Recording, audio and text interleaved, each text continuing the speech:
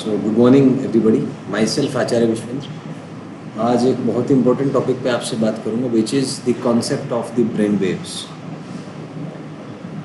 तो brain waves का theory ये है कि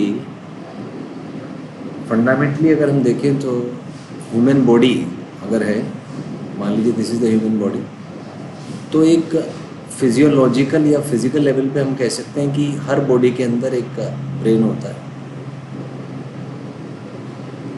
और हम एक चीज़ और कह सकते हैं, हम अपने अनुभव के आधार पर साइकोलॉजिकल लेवल पे, कि there is something called as the mind. इसको मैं माइंड बोल देता हूँ।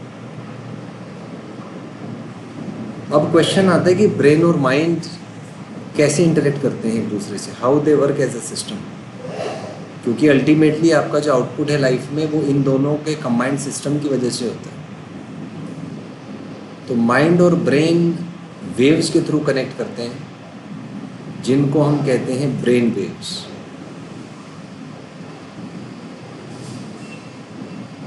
और जैसे कि इस डायग्राम में आप देख पा रहे होंगे, ब्रेन वेव्स को हम 5 टाइप से कैटेगराइज कर सकते हैं उसकी फ्रीक्वेंसी के बेसिस पे: delta, theta, alpha, beta and gamma. तो डेल्टा से गामा की तरफ जाते समय फ्रीक्वेंसी बढ़ता है वेव्स का, और फ्रीक्वेंसी बढ़ेगा तो एनर्जी बढ़ेगी। तो डेल्टा का जो एनर्जी है वो मिनिमम होता है। तो ये सोते समय होता है, जब आप बिल्कुल स्लीपी स्टेट में होते हैं, बिल्कुल लोवेस्ट स्टेट में होते हैं, गहरी नींद में जब आप होते हैं,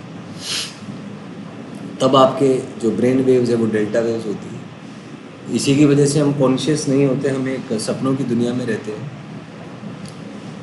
लेकिन जैसे जैसे आप फ्रीक्वेंसी बढ़ाएंगे तो इसमें चेंजेस आएंगे, और फ्रीक्वेंसी बढ़ाने से आप अलग अलग काम में उसको यूज कर सकते हैं। जैसे गामा जो स्टेट है, तो गामा स्टेट इंटेंस कंसंट्रेशन और लर्निंग के लिए माना गया है।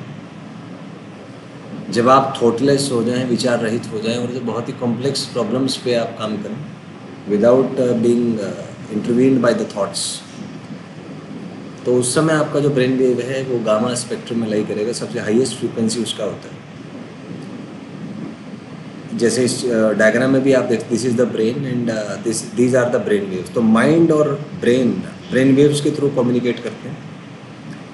इसको और डिटेल्स में समझेंगे। मान लीजिए कि ये रफली ब्रेन का स्ट्रक्चर रफली ऐसा होता है, और इसके अलग अलग पार्ट्स होते हैं जो अलग अलग काम करने में यूज होते हैं। जैसे ये मान लीजिए फ्रंटल पार्ट है, ब्रेन का सबसे बड़ा पार्ट है सेरेब्रम। सेरेब्रम को 4 टुकड़ों में बांटा गया: frontal, temporal, parietal and occipital. तो फ्रंटल लोब जो है ये यूज़ होती है तर्क वितर्क करने में, मैनिपुलेशन करने में, झूठ बोलने में, एनालिसिस में ये यूज़ होता है।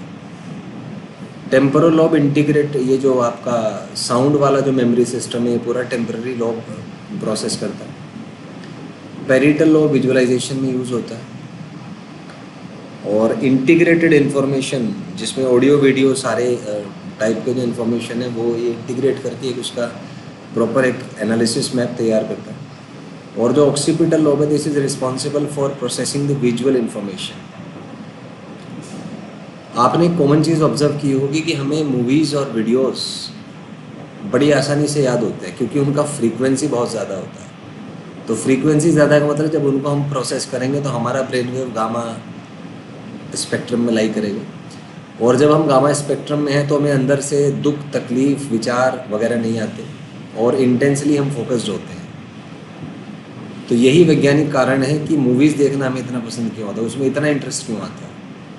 आपने देखा होगा क्लास में, मान लीजिए आपने एक टेस्ट लिया, उसमें 100 स्टूडेंट है, तो एक स्टूडेंट ऊपर से टॉप करेगा, एक बच्चा लास्ट आएगा।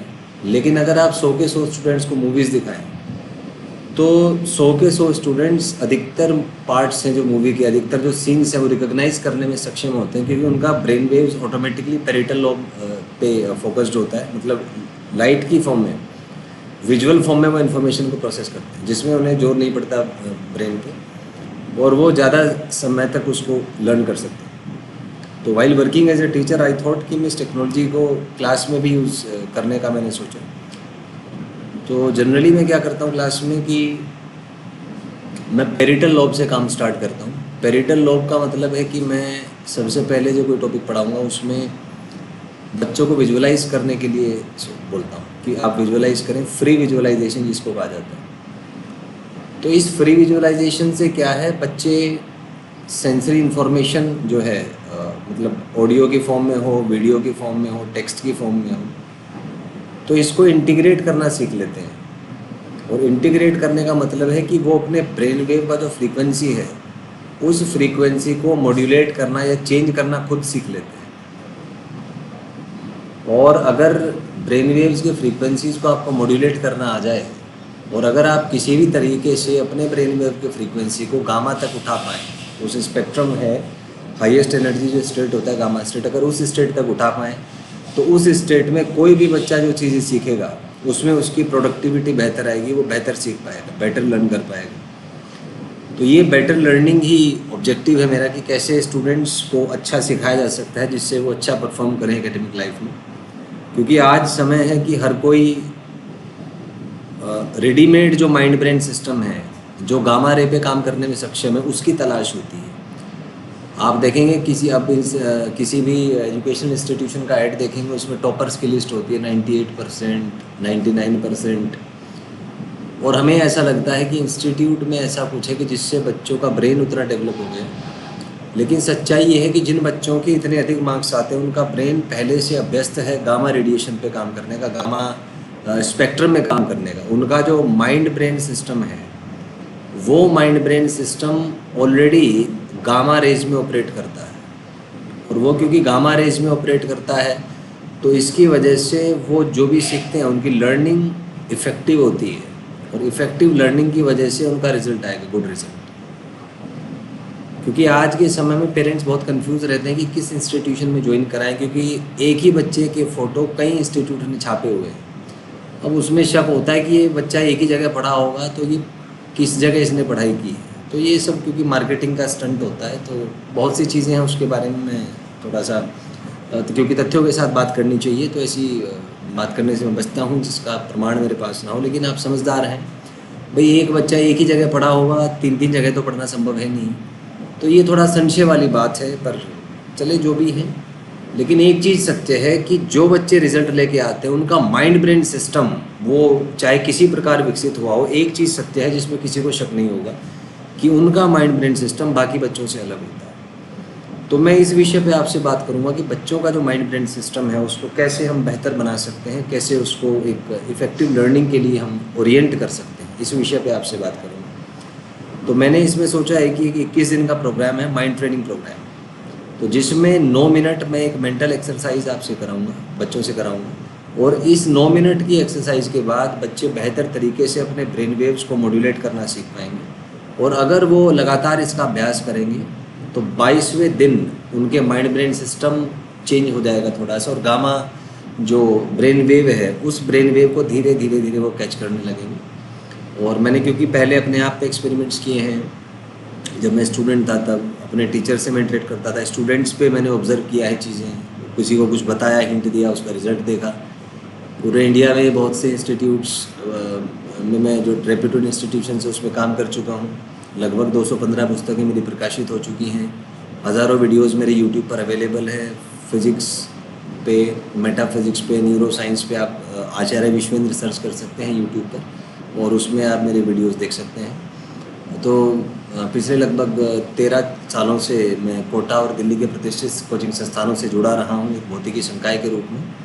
तो इस दौरान मैंने जो भी अनुभव प्राप्त किए वो सबका निचोड़ मैं देना चाहता हूँ कि जिससे छात्रों का जो औसत छात्र हैं वो अपने माइंड ब्रेन सिस्टम पे काम कर पाएँ अच्छे से, और गामा जो वेव्स है, गामा का जो फ्रीक्वेंसी है उस फ्रीक्वेंसी पे काम करना सीख पाएँ, जिससे वो जीवन में बेहतर परिणाम प्राप्त कर पाएँ।